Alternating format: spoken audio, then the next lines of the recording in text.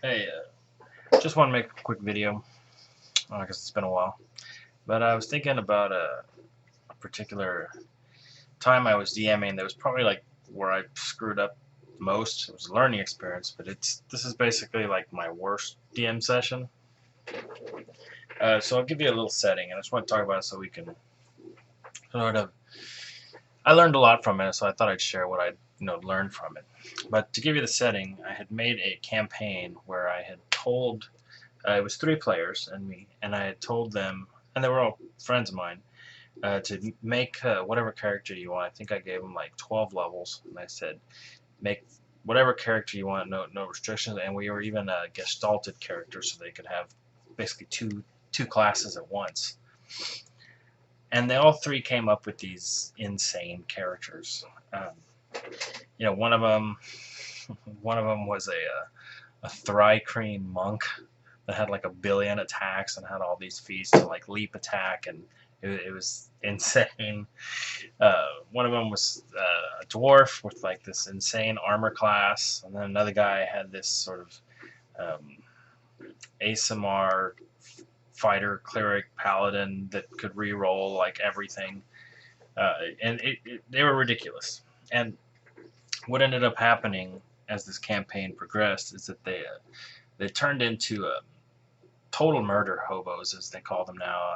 I used to call them just killbots, but they were just belligerent towards every NPC, whatever the campaign was. They were just like, fuck you, because they were hyper powerful.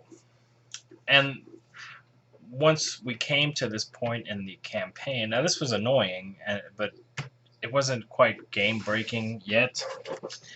But what happens is that as a DM, you get mad at the players, right? You start to get annoyed, and this sort of bleeds into the game. So there came this point where they were in an underwater sort of laboratory dungeon, and the whole place sort of functioned by the power was generated by sucking power from this giant monster, this sort of a giant kraken type monster. And the whole shtick was they needed the generator, but once they did that, it would release the monster. And I had never written it with the intention of them actually fighting this. It was just like, oh man, what have we done kind of moment. That's what it was supposed to be. And I'm still not sure if they were doing it to be belligerent. What ended up happening was, my plan was they would release this monster, and they're in the middle of the sea, right? And I figured that they would just wait it out and let the monster go away, because it really had no intention of doing anything to them. Instead, they wanted to escape alongside the monster. And in my head, I was still like, why would you do that? Are you just being super belligerent, or you're just like, I don't care what you have? And they really put themselves in a way where there was no choice but to engage this like hyper power. And I had barely drawn up stats for it, because it was supposed to be hyper powerful. So when they did engage it, it pretty much wiped the floor with them, even with their super characters. And then I was facing suddenly like a TPK, and I was like, okay, well, how do I save them from themselves? And then I ended up MacGuffining in like an NPC to save them, and then the whole thing just kind of was like, okay, this is like, now I'm saving you. And the whole thing just kind of went to crap, right? The whole encounter. And sort of looking back, we kind of talked about it afterwards, is that one thing you learn from this is, when it comes to very powerful PCs, don't bite off more than you can chew. Like, really don't let them make super PCs. Just limitations are better. Because what happens because they were being dicks for like every session to every NPC they came across. And that starts to get on your nerves as a DM, and then you start to take it out on the players. So that when they did have a situation where I still think they made the wrong call, they did everything to put themselves in the line of danger, I could have still tweaked it and just said, well, the monster ignores you and wanders off or something, instead of going into a TPK scenario. And that's the other thing you learn, is that TPKs are not fun. No matter what you say, even if the players deserve it, and sometimes they do, they're just not fun for anybody. It's just like, if you're playing like a Saturday game where you get there at like 10 a.m. and you're planning to play till 8 p.m. and at noon they TPK, well, that's it for your day. Like, what do you do for it's not fun. So you have to try to make, sometimes you do have to protect the party from themselves, and that's hard to do when they're pissing you off, right? But either way, you should also think, were they specifically trying to engage the monster? In my head, I was like, they're being dicks, but they actually weren't. To them, the logical thing to do was escape, and no matter that the monster was in the path, they were still trying to escape. And I wasn't seeing that as their, I wasn't seeing the rationale behind that. I was just thinking, you're being jackasses, and now it's going to cost you. But that's not, that's kind of feeding you got pissed at your players. So don't be, you don't want to get into that situation where you're mad at the players.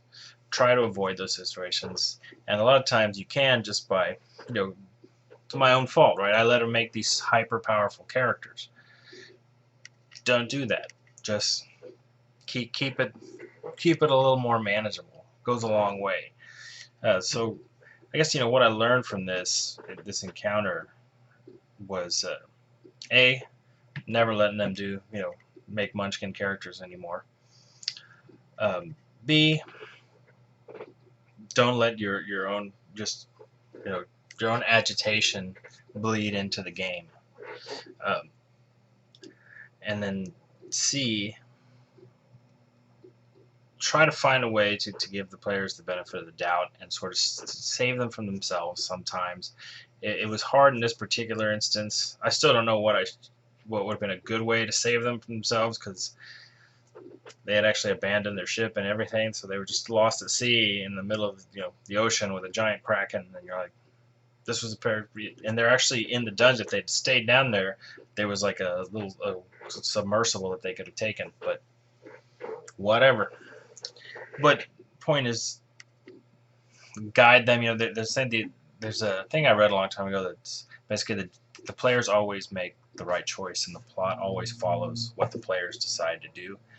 And that is actually a much better direction to go with your game. If they decide to do something, just try to make it to where that works somehow. It doesn't have to be, adversity free, but make it work, and don't make it dead end into a TPK and then have to like MacGuffin something in there to try to save them, because now you feel bad, and it just goes to crap. So yeah, that was like, that session ended early, and everybody was just like, what the fuck? And even I was like, dude, sorry. I guess, I don't know why we're just all annoyed with each other. It was like afterward, we all talked, we were like, what happened there? So, you can have bad sessions as a DM, and as long as you talk about it afterwards and you have a good group, they'll tell you, this is what we did, this is, and you can actually learn from it. It happens. It happens. It is what it is. But yeah, that was probably like the worst session.